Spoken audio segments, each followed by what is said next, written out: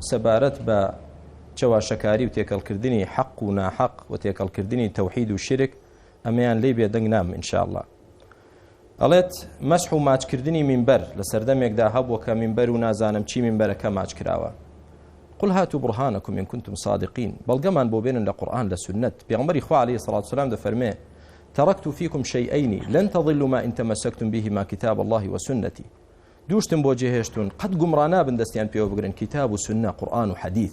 قرآن وحديث من بو باسكا بڵێ خوا وای فەرموو پێغەمبەر صلی الله علیه و سلم فەرموویەتی بڕۆن هاوار کەنە فلان پیا و چاک هاوار کەنە فلان پێغەمبەر داوا لە فلان شخص بکەن ئەومان بۆ باسکە حکایەتێک و خەونێک و بەسەرهاتێک ئەو شتانە لا یسمن ولا یغنی من جوع. ئەو جار کە سیرکەین لە ئیسلامدا تەنها بەردەڕەشەکە دروستە و سنەتە ماج بکرێت کەچی کەعبەی مبارەک هیچ شوێنێکی تری دروست نییە ماج بکرێت. ڕوکنی یەمانیش دروست نییە ماج بکرێت تەنها دروستە چی بکرێت مەسح بکرێت دەستی لێ بدرێت. ئەوە سنەتی موسڵمانانە.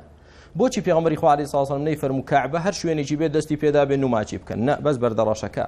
تۆ بێ ئێستا مینبەرێکیش ماچکەیت و خۆڵێکیش ماچکەیت و قەبرێکیش ماچکەیت و ئەمە بەڕاستی خواپەرستی نییە بە تەوحیدی، کارێک نییە کە لە دینی ئیسلامدا هەبێ و بەڵگەی لەسەر بێ. دوایی کۆمەڵی قسەی بۆ هێناینەوە ئیمامی زەهەبی ئیمامی فلان طبعا ئەو ئیمامانە لە کاتێکدا ناویان دەهێنرێت کە شتێک لە قسەی ئەوان دەستکەوێ یارمەتی ئەو بیر و باوەڕە بدا کە لەسەرینی دەنا نەڕێزی ئیبن تەیمیە دەزانرێ نەڕێزی ئیمام ئەحمەد دەزانرێ. بە هەر حاڵ دەڵێت دوعا لای قەبر و گۆڕی پیاوچاکان لەوێ قبول دەبێت. بەڵگەمان بۆ بێنەوە قل هاتوا برهانكم إن كنتم صادقين بڵێ خوا وای فەرمووە لەوێ دوعا قبوڵە، بڵێ پێغەمبەر عەلەیهی سڵاو وسەلام فەرموویەتی لەوێ قبوڵە. ئێمە تەرازوویەکمان هەیە قورئان و سنەتمان بۆ نێنیتەوە ئەبەدەن هیچ شتێک قبول ناکەین و موسڵمانانیش بەس دکتۆرەی تەفسیری